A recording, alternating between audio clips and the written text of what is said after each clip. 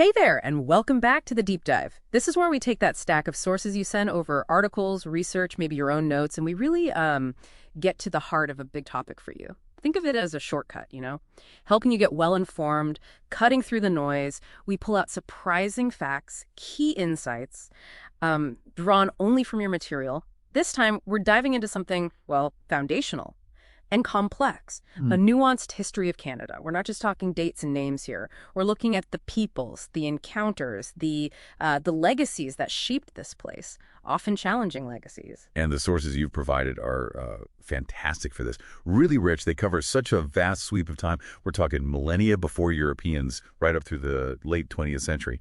And what they reveal is a history with so many layers. Layers often overlooked in the simpler versions of the story. Right.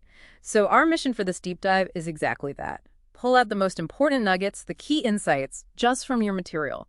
We want to give you a comprehensive understanding, but one that feels, well, manageable. We'll journey through those foundational chapters, explore key encounters, and confront some of those gritty parts of the past, because you really need those to understand the Canada of today. Absolutely. If you ignore those aspects, you're left with, frankly, an incomplete history. Misleading, even.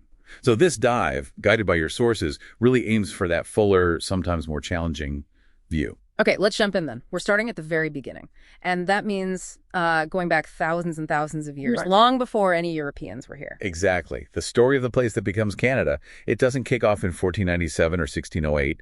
No, it starts tens of thousands of years earlier, with diverse, sophisticated Indigenous civilizations. The sources make that absolutely clear. This is the foundational chapter, the deep history, sort of embedded in the land itself. And your material really emphasizes that ancient connection Indigenous peoples have to these lands. Archaeology supports it, right? A history stretching back maybe 10,000 years, maybe more. These were the original inhabitants developing these complex cultures uniquely adapted to, well, every environment imaginable.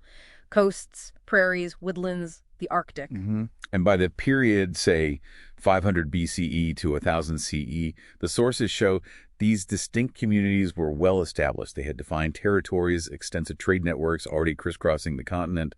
Your material estimates historically something like 617 different First Nations communities, often maybe 400 people or so per community group. The diversity described is just, wow, remarkable. In the East, you've got Algonquian and Iroquoian people, different lifestyles, some more nomadic, hunting, fishing. Others, especially around the Great Lakes, like the Haudenosaunee, the Huron-Wendat, they develop more permanent agricultural villages based on corn, squash, beans, tobacco. The Three Sisters, right? That's right.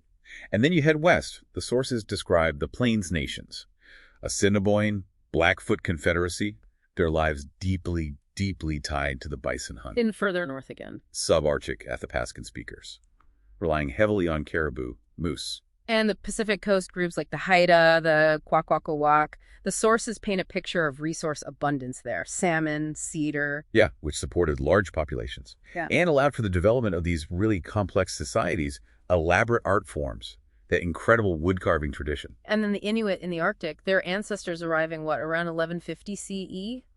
A bit more recent? A bit more recent, yes, but their adaptation is extraordinary. The sources highlight that ingenuity. The igloo, the kayak, the ulu knife, the Kwolok lamp for light and heat. Just brilliant technology. And unique cultural practices, too. Naming conventions, child rearing that often avoided physical punishment. This deep knowledge system, it's often called Inuit Kwajimajatukwonjit. Early Europeans were apparently quite impressed by their engineering skills. Okay, let's unpack this diversity in social organization. Because the sources really stress how varied it was. Nomadic bands, sure, but also permanent villages. Absolutely. But the common thread everywhere seems to be kinship and clan structures. Foundational. And you see different systems, right? Matrilineal mentioned for the Haudenosaunee, some Coast Salish groups, lineage through the mother. Versus patrilineal systems, more common on the plains and the subarctic, lineage through the father, labor, typically organized by gender, by age, and elders, universally, held positions of deep respect, keepers of knowledge, wisdom. Okay, here's something that really jumped out from your material, a surprising detail. On the Northwest Coast, that resource abundance we mentioned, it allowed for more complex social stratification. Yes, exactly. More complex than in many other regions. The sources mention distinct roles, chiefs, commoners, and yet, in some cases, even slaves. And rank was closely tied to lineage, control over resources. It is a surprising level of complexity for many people's image of pre-colonial life. And how do we know all this from so long ago? The sources emphasize the historical record, right?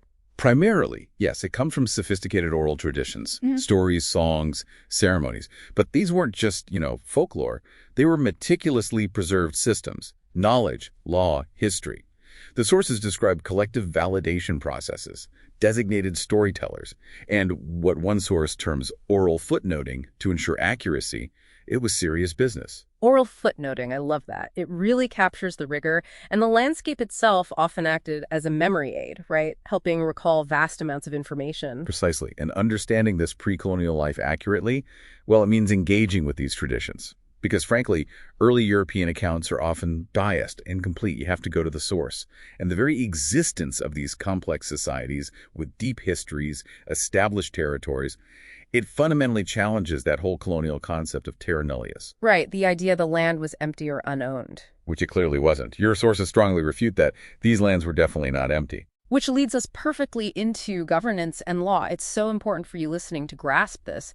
These were sovereign nations, functioning governments, legal systems developed over millennia, long before European ideas of statehood arrived. Absolutely they were. The sources describe indigenous peoples as sovereign nations, distinct cultures, economies, governments, legal systems, all operating over defined territories. They held inherent property rights, often viewed perhaps more through a lens of stewardship than European private ownership, but rights nonetheless.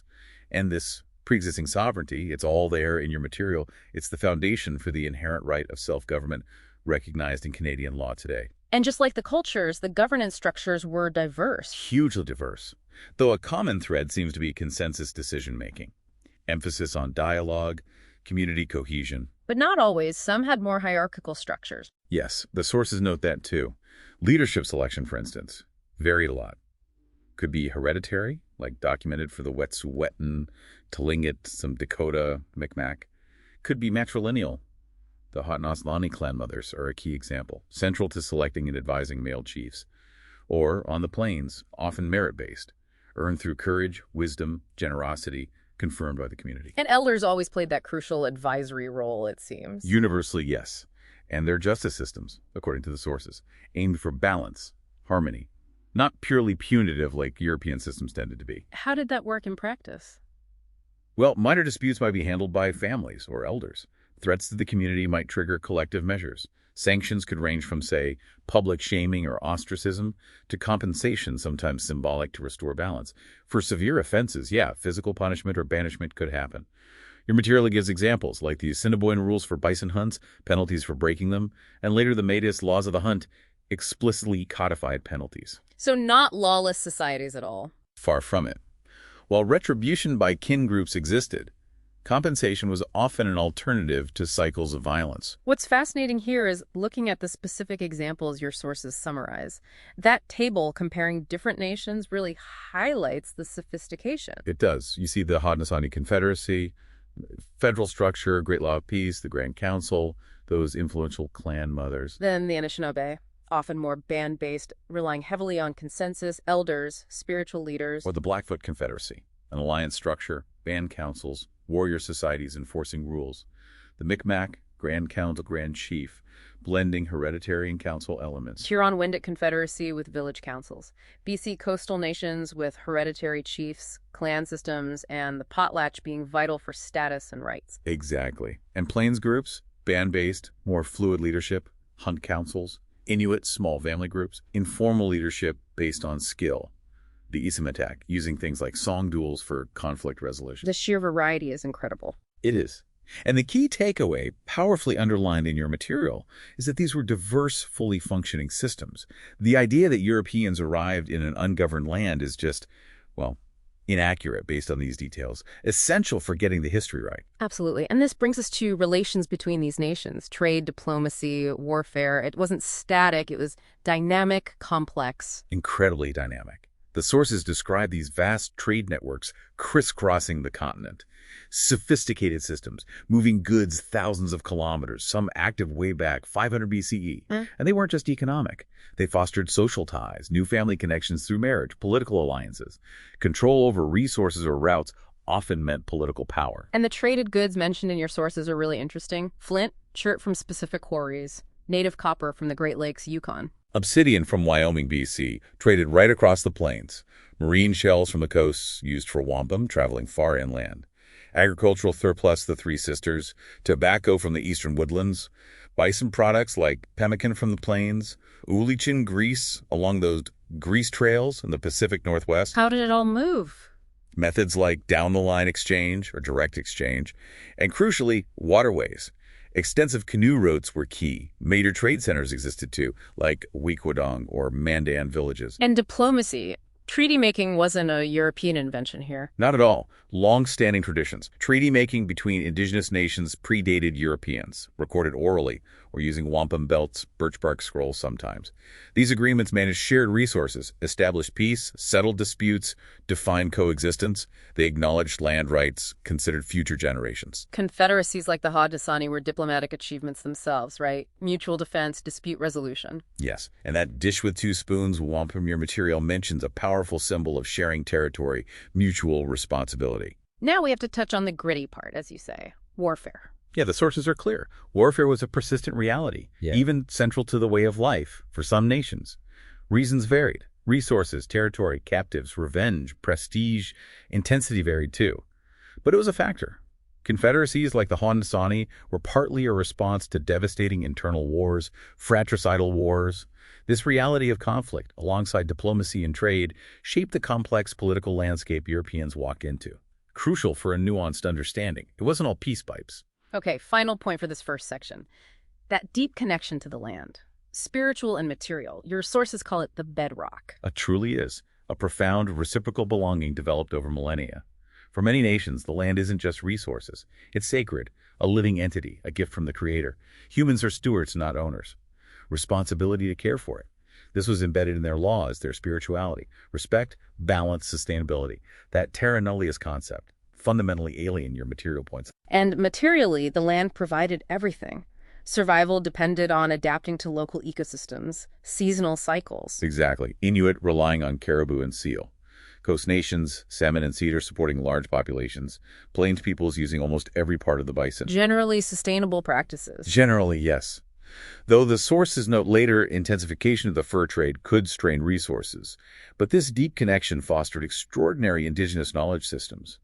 Nuanced understandings of the environment, ecology developed over generations, transmitted through languages, stories, ceremonies. And the disruption of this relationship by colonization, devastating. We'll get into that more. Far-reaching consequences. So, wrapping up part one, your sources reveal this complex tapestry.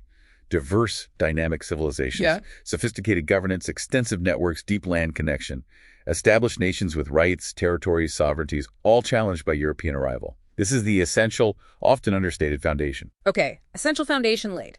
Now we move into part two, encounters and the colonial tide.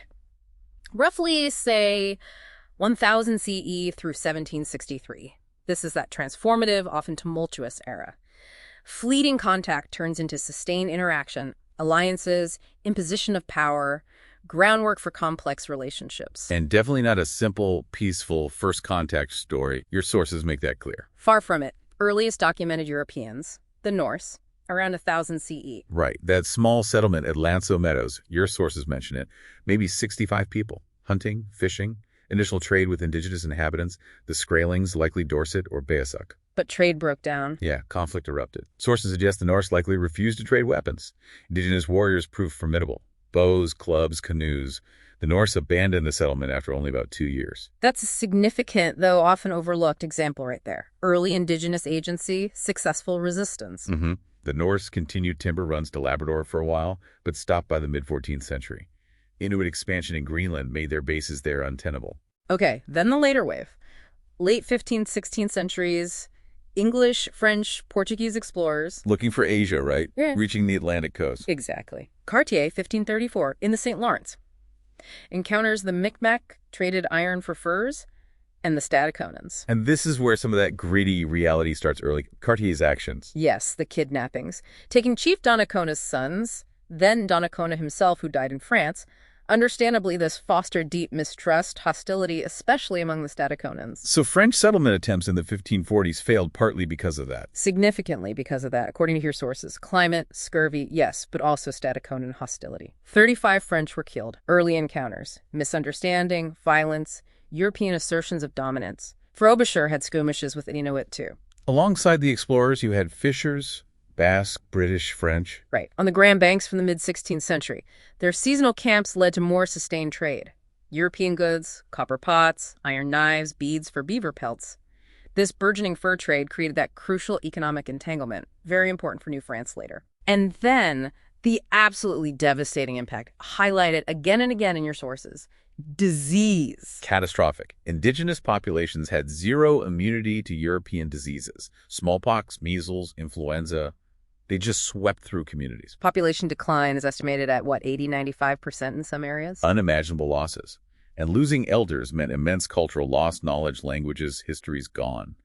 This demographic collapse severely weakened societies, made them more vulnerable to colonial pressure. Your sources even mention the grim aspect of allegations of intentional spread, smallpox blankets. Yes, those accounts exist. Right. While historical debate continues on specific incidents, the colonial mindset itself is revealing. Figures like John Winthrop seeing indigenous deaths from plague as divine grace. It shows a disturbing indifference, even satisfaction, that makes intentional acts seem plausible within that context. A deeply uncomfortable truth your sources touch upon. Okay, let's move into the 17th century. The French regime. Champlain establishes Quebec, 1608. Permanent presence. Right. And their initial approach, compared to others, prioritized the fur trade and alliances over large-scale settlement. A different pattern of interaction at first. The fur trade was the economic backbone then. Absolutely. And its success depended entirely on indigenous partnerships. The Inuit, Algonquin, Malasite, and especially the Huron-Wendat Confederacy. These nations controlled access to furs, acted as intermediaries.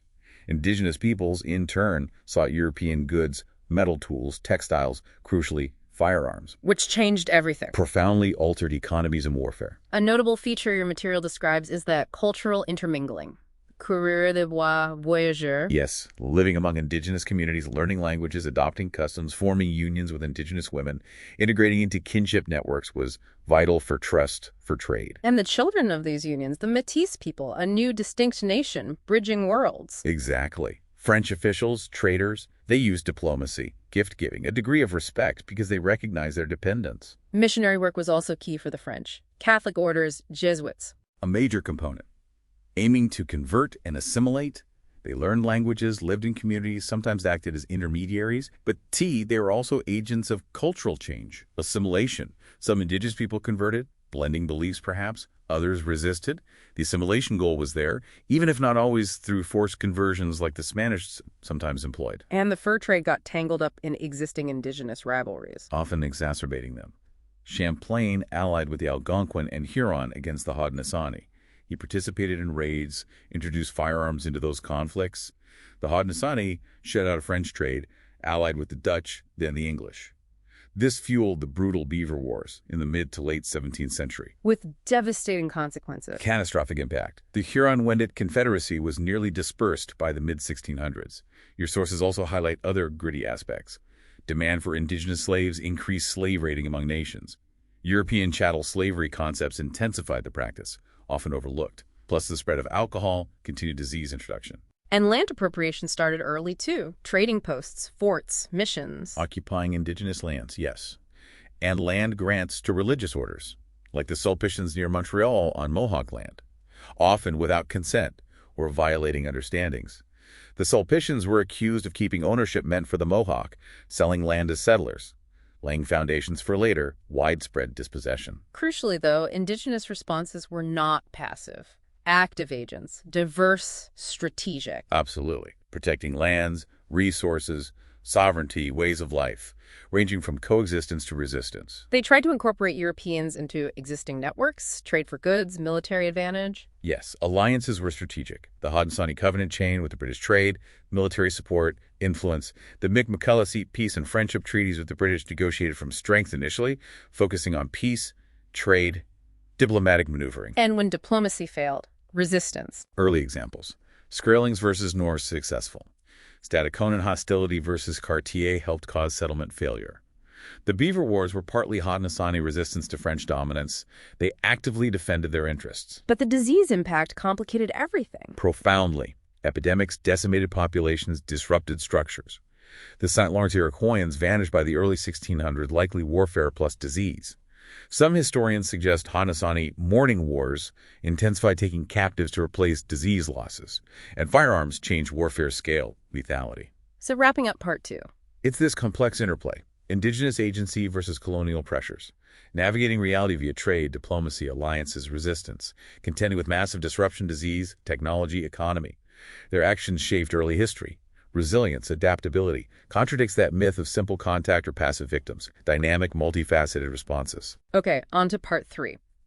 British North America and the path to Confederation, roughly 1763 to 1867. So post-Treaty of Paris, New France becomes British, British influence expands, policies evolve, the Métis assert their presence, a fundamental shift in treaties, and it culminates in Confederation, 1867, a process where Indigenous peoples were largely excluded, setting the stage for major grievances. Right after 1763, Britain issued the Royal Proclamation. Your sources call it foundational for governing new territories, managing Indigenous relations, sometimes called the Indian Magna Carta. Key part, that vast Indian territory west of the Appalachians, settlement forbidden without Crown consent. Right, and strict rules for land acquisition. Only the Crown could purchase land from Indigenous peoples at public meetings. The Indian Department as intermediary. It implicitly acknowledged some form of Indigenous title. And this is crucial, it was also about imperial interests, right? Application wasn't consistent. Exactly. Territories already part of New France, Quebec, Maritimes largely exempted from the land rules.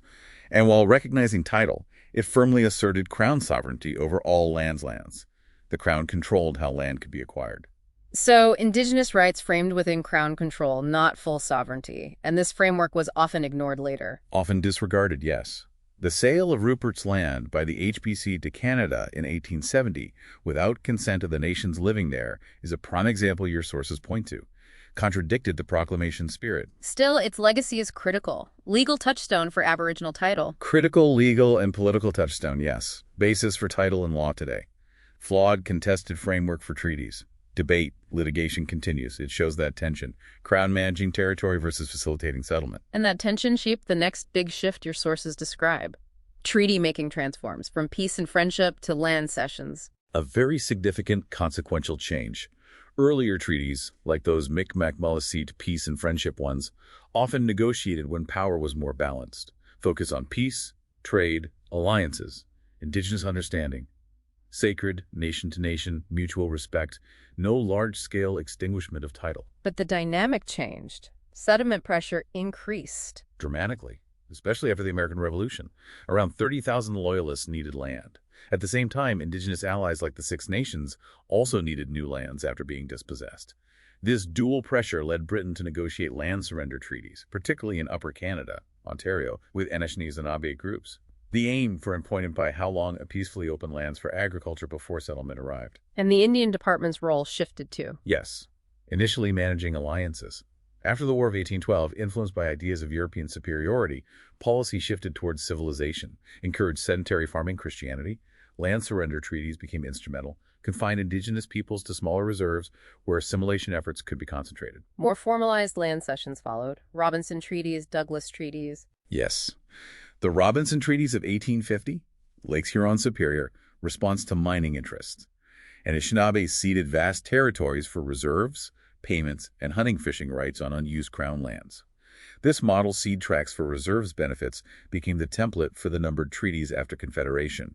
The Douglas Treaties on Vancouver Island surrender lands around HBC posts for settlement, small payments, rights affirmed. And the gritty aspect here is that profound difference in understanding. Absolutely critical point your sources make. Indigenous signatories often saw treaties as sacred covenants.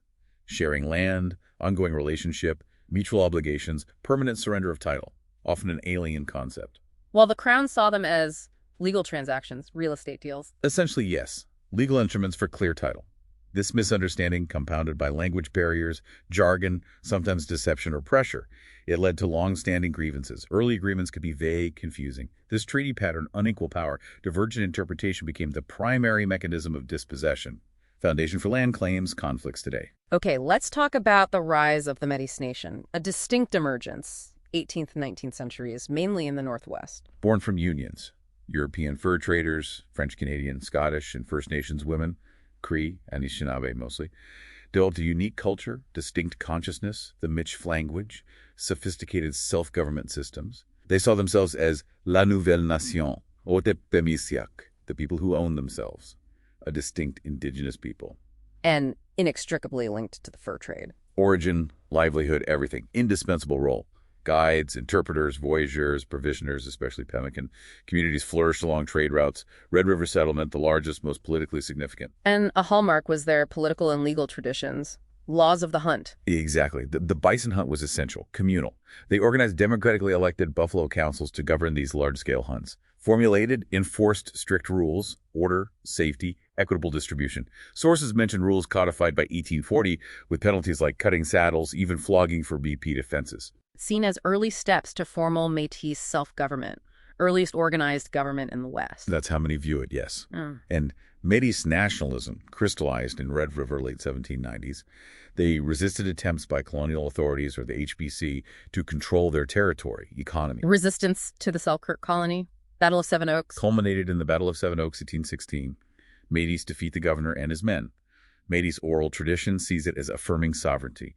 The Métis infinity flag from 1815, possibly Canada's oldest patriotic flag, symbolizing joined cultures. Relations with other First Nations were complex, sometimes conflict. Sometimes accommodation, sometimes conflict over resources like bison. The Battle of Grand Coteau, 1851, against the Dakota, showed Métis' capacity for defense aiding diplomacy, leading to a peace treaty, a crucial, often underappreciated dimension. Which brings us to the seeds of Confederation itself, mid-19th century movement. Driven by U.S. expansion fears, economic integration, political deadlock, but fundamentally, as your sources state, a colonial enterprise by Euro-Canadian elites. And Indigenous peoples, largely deliberately excluded. Little to no consultation.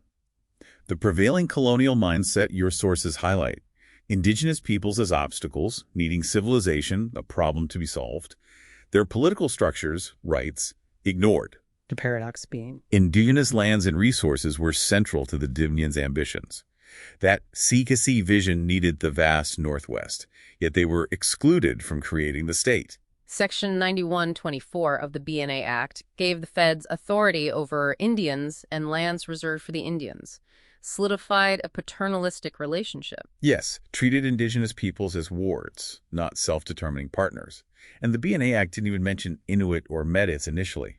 Prolonged ambiguity, neglect. Colonial ambitions starkly shown in the 1870 acquisition of Rupert's Land from the HBC. Without consent of First Nations and Métis living there. Who considered it their homeland. Many thought as an illegal sale, primary catalyst for the Red River resistance. So this period laid the foundation. Exclusion, dispossession. Absolutely. New state built on crown sovereignty, ignoring or seeking to extinguish pre-existing indigenous sovereignties. That fundamental contradiction. Self-government for Europeans, denied to original inhabitants. Defining problematic feature, leading to conflict, resistance, ongoing struggles. Okay, part 4. The Dominion of Canada expansion, assimilation, resistance. Roughly 1867 into the early 20th century, early decades of the Dominion, aggressive westward expansion, systematic assimilation policies, Indigenous resistance, arrival of new immigrant groups facing discrimination. Lots of greedy parts here, revealing realities behind nation building. Central to the post-Confed vision, MacDonald's national policy. Unite the country, stimulate growth, populate the West. Cornerstone, the Canadian Pacific Railway, the CPR, completed 1885. Your sources describe it not just as transport, but a powerful nation-building instrument, expending federal authority, moving settlers, solidifying Canada's claim against the U.S. But the CPR and settlement policies like the Dominion Lands Act of 1872 meant large-scale Indigenous displacement. Right. To clear the land, the government negotiated the numbered treaties, primarily 1 to 7, Prairies and North, 1871-77, Government View, extinguish Aboriginal title for settlement, resources, Indigenous view, often sharing land, ensuring livelihoods, ongoing relationship, not complete surrender. These divergent understandings, plus duress, misrepresentation, unfulfilled promises your material documents, sources of enduring conflict. And the consequences for First Nations were profound, confined to reserves. often small, isolated, poor land. Making traditional subsistence difficult, fostering dependency, yes. And the catastrophic decline of the bison on the prairies, 1870s, 80s, accelerated by commercial hunting, arguably deliberate government policy to clear the plains, led to widespread famine, destitution for Plains First Nations, pressured them into treaties, onto reserves. And that pass system, your sources mention, egregious control. Implemented without legal basis after the 1885 resistance, enforced until the 1940s, required First Nations individuals get a pass from the Indian agent just to leave their reserve. Shocking restriction on basic freedom, movement, economy, family, culture. Severely restricted. Illegally enforced for decades. The Métis Nation also faced severe dispossession resistance, that 1870 Rupert's land transfer. Without consultation, sparked the Red River Resistance, 1869-70, led by Louis Riel. Their provisional government negotiated the Manitoba Act, 1870, recognized Métis title, set aside 1.4 million acres for children. BUT implementation was fraud. Delays, mismanagement, outsider speculation, documented in your sources. Acceptance framed as extinguishing broader title. Continued encroachment, government failure led to the Northwest Resistance, 1885. Real again, some First Nations allies. Yes, Chiefs Poundmaker, Big Bear. The defeat was devastating.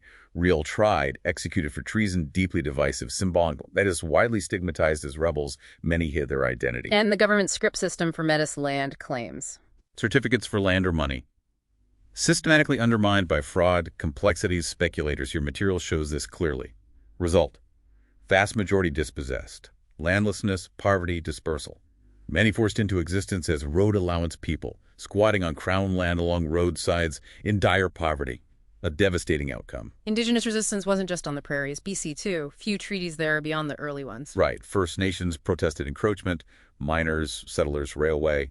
Lakapamuks, confrontations with miners, 1850s. CPR construction, 1880s, caused huge disruption, bisecting reserves, impeding fishing. The Siska Band eventually won a claim over illegally taken land. Secwepemc territories also heavily impacted. CPR, forestry, mining, hydro. Destroyed traditional areas, desecrated sites. Response included protest camps your sources mention, asserting land rights against developments like ski resorts. Activist Arthur Manuel quoted characterizing it as theft. Silix Okanagan contemplated war in the 1860s, saw reserve promises reduced without consent. In 1910, Interior Salish leaders presented the Laurier Memorial asserting land rights. So this expansion period was internal colonialism. Profound internal colonialism for Indigenous peoples, yes. Systematic dispossession, destruction of economies, imposed control, justified by a progress narrative that erased Indigenous presence, sovereignty. And a primary instrument of control, the Indian Act, 1876 onwards. Your sources call it one of the most significant, damaging pieces of legislation. Consolidated previous statutes, created a comprehensive framework to control First Nations lives, accelerate assimilation. MacDonald's quote from 1887 is stark. The great aim was to do away with the tribal system and assimilate. Your sources stressed this was the explicit goal, not accidental. It defined Indian status, imposed elected band councils undermining traditional governance, made them wards of the state. Effectively, yes. Power severely restricted, subject to the minister or Indian agents, and it was a direct assault on cultures. Legislative bans on spiritual ceremonial practices. The potlatch ban, 1884. Sundance ban later. Yes. Colonial officials, missionaries saw them as barbaric, impediments to assimilation.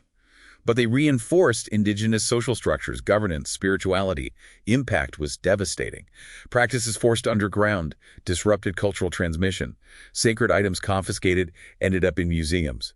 Despite bans, courageous secret ceremonies continued like Dan Cranber's potlatch 1921, leading to arrests.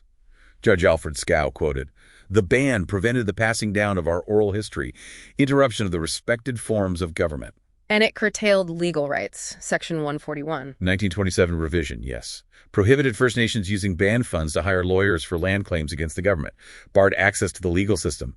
Criminalized political activism by making it illegal to solicit funds for it. Shocking control. And institutionalized gender discrimination, the marrying out rule. Horrific. Your sources detail. First Nations woman marries non-status man, loses her status, all rights, treaty, health, reserve life.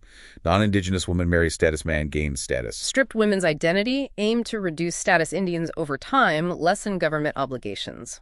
Exactly. Remain until Bill C-31 in 1985, partially amended due to Indigenous women's activism, international pressure. So the Indian Act summary. Framework of control, dispossession, assimilation. Systematically undermined autonomy, attacked culture, sought to erase identity, legacy, marginalization, ongoing resistance, designed for assimilation, devastating consequences known early. Which leads us, inevitably, to the residential school system. Your sources describe this as one of the darkest chapters. Policy of cultural genocide. Profound, lasting trauma. Intensive late 20th C, but origins earlier. Early forms in New France, British rule run by missionaries. After Confederation, the federal government expanded it as a key assimilation policy under the B&A Act. Influential figures like Davin advocated industrial schools, and the explicit goal, stated by Duncan Campbell Scott, chilling: kill the Indian and the child, eradicate language, culture, spirit, absorb them into Euro-Canadian society. Your sources emphasize this was the stated brutal intent. From the 1880s, a federal church partnership. Compulsory attendance enforced. Children forcibly removed. Yes, coercion by agents, police, clergy. Threats of withholding rations. Schools deliberately far from home to minimize family contact influence. And the reality inside. Horrific from the start. Stripped identity, haircut, uniforms, numbers instead of names. Forbidden indigenous languages, severe, brutal punishment. Owned spiritual practices denigrated.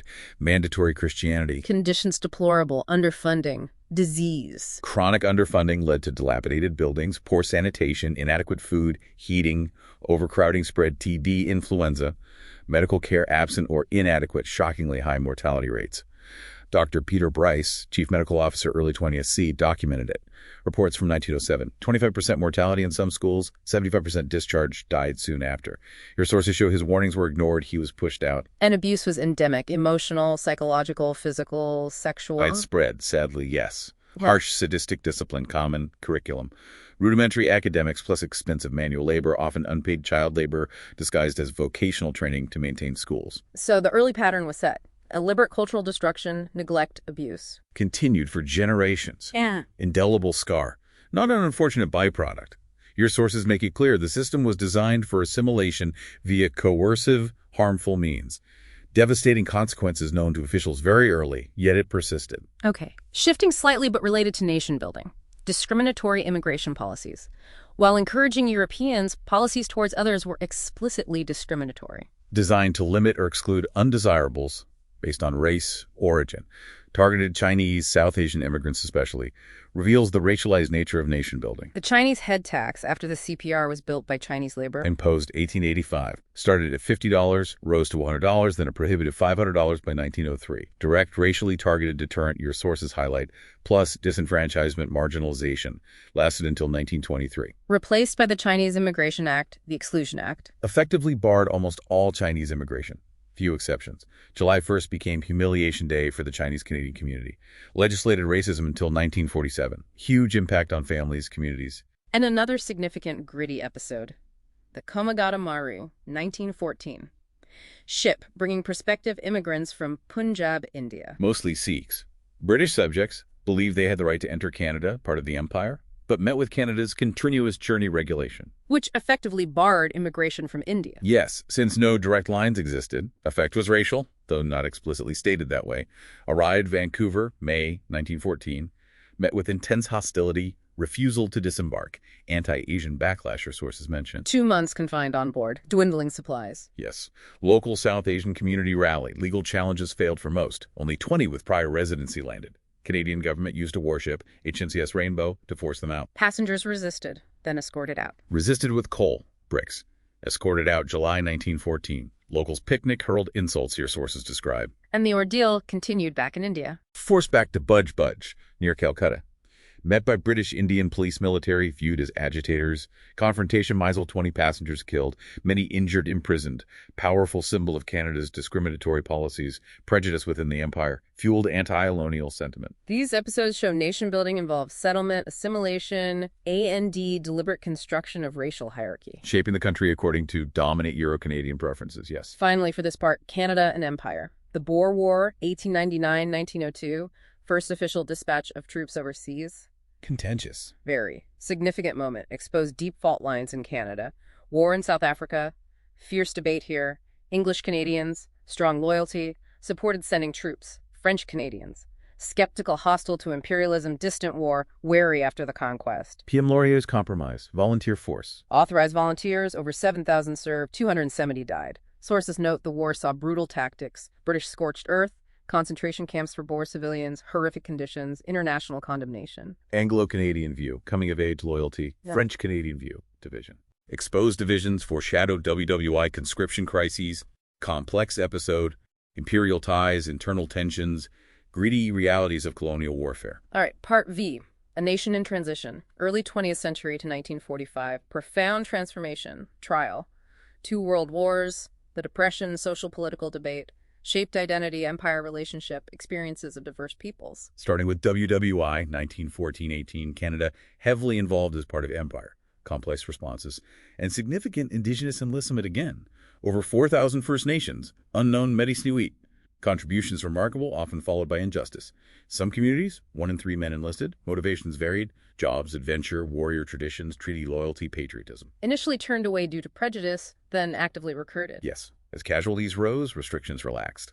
By 1917, government actively encouraged enlistment on reserves. Indigenous soldiers brought skills, hunting, navigation, exceptional snipers, scouts. Francis Pega-Magabo, legendary, at least 50 bravery decorations. Code Talkers value recognized. War effort challenges. Conscription, 1917. Major crisis. Quebec opposition, protests, riots. Quebec City, 1918. Civilians killed. Deeply divided country. First Nations conscription, also contentious. Argued treaty exemption.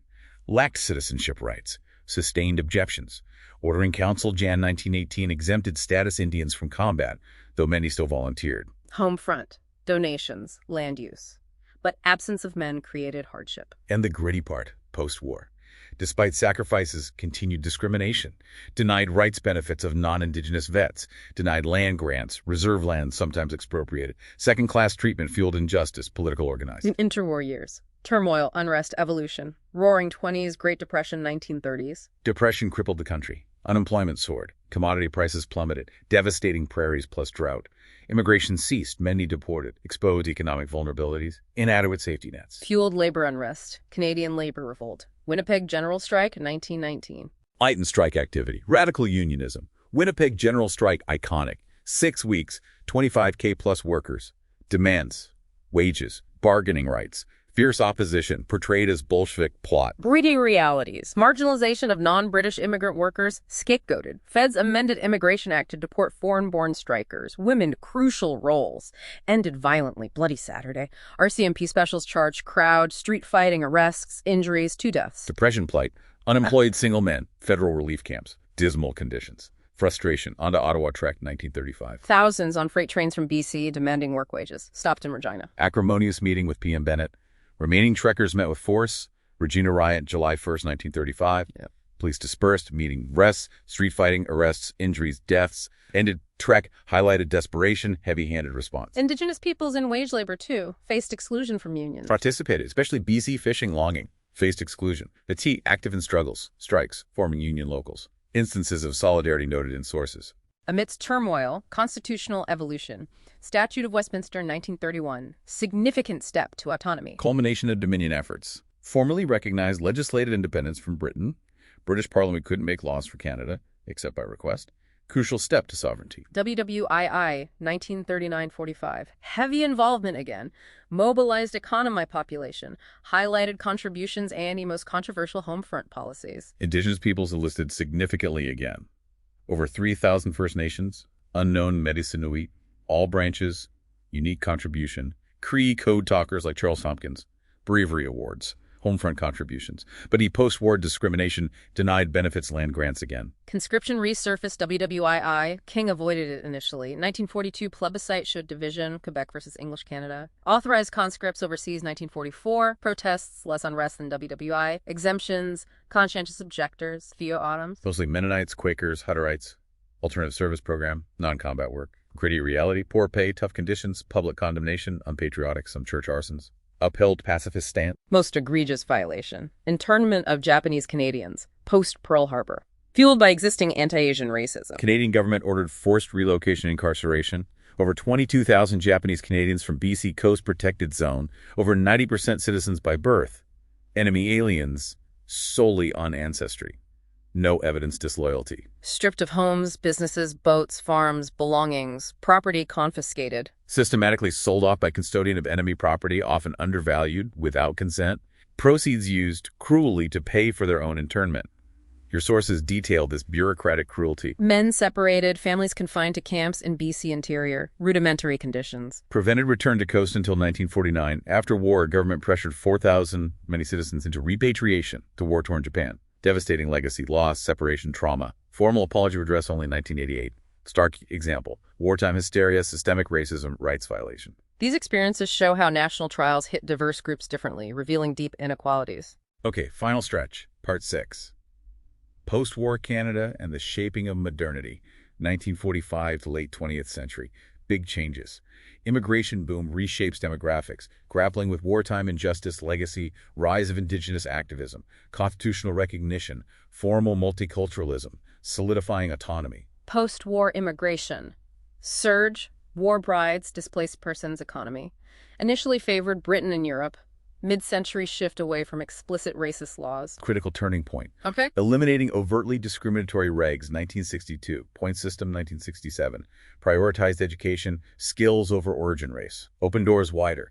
Asia, Africa, Caribbean, Latin America. Examples. Italian immigrants, previously undesirable, major wave post-WWII, faced discrimination but made contributions. Afro-Caribbean communities grew, still face marginalization, discrimination. Increasing diversity, rethinking identity. Response to B&B Commission advocacy. PM Trudeau announces official multiculturalism policy, October 1971. Core idea from sources. 2 official languages, NO official culture, NO single ethnic group precedents. Objectives. Help groups retain identity, overcome barriers, promote exchange for unity, enshrined S27 Charter 1982, Canadian Multiculturalism Act 1988, first country to legislate it. Aims, full participation, choice of heritage, and racism. But to T, policy face critics. Dilutes identity. Superficial song and dance. Fails on systemic racism. Yes, those critiques are noted in your sources. Initially, for non-British French Europeans, didn't adequately address unique Indigenous status rights, nor specific challenges of visible minorities, racism versus cultural barriers. Anti-racism added later, efforts versus Islamophobia emerged after contestation. Studies show success integrating newcomers, but challenges remain. Unity, equity, confronting racism. Indigenous perspective. Multiculturalism sometimes obscures their distinct pre-existing sovereignty. Next, the Quiet Revolution, Quebec, 1960s. Intense change, decline of church influence, modernization of provincial state, health, surge Quebec nationalism, rise of modern separatist movement. Roots deep, conquest. Shift from cultural survival, church-central, to secular, state-centered nationalism.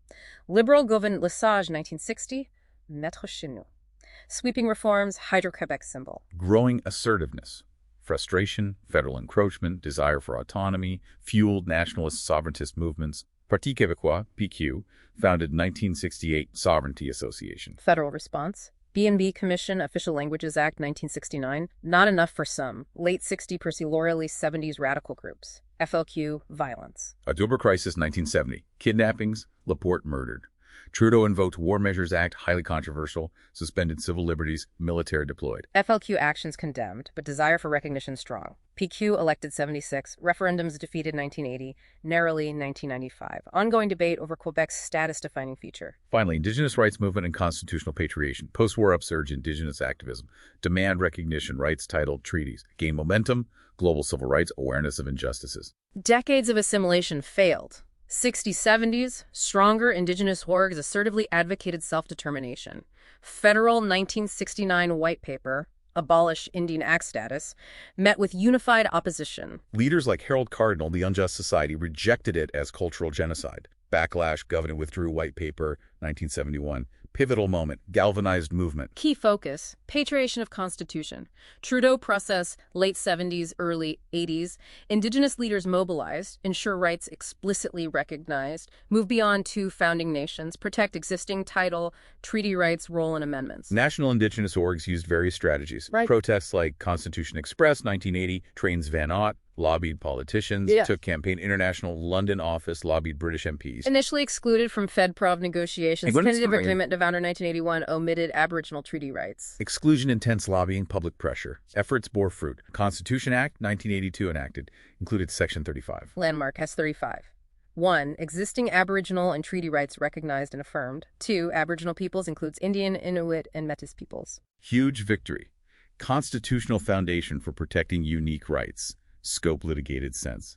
Harry Daniels, crucial ensuring explicit Métis inclusion S35-2.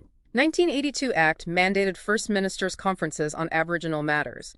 80s conferences failed on consensus. SG, self-government right. Failed Charlottetown Accord 1992, included Métis Nation Accord but defeated. But Section 35 remains the baseline. This period highlights rise of Indigenous political power, asserting rights, demanding place in constitutional framework, challenging colonial foundation. And that brings us towards the close of this deep dive. Wow.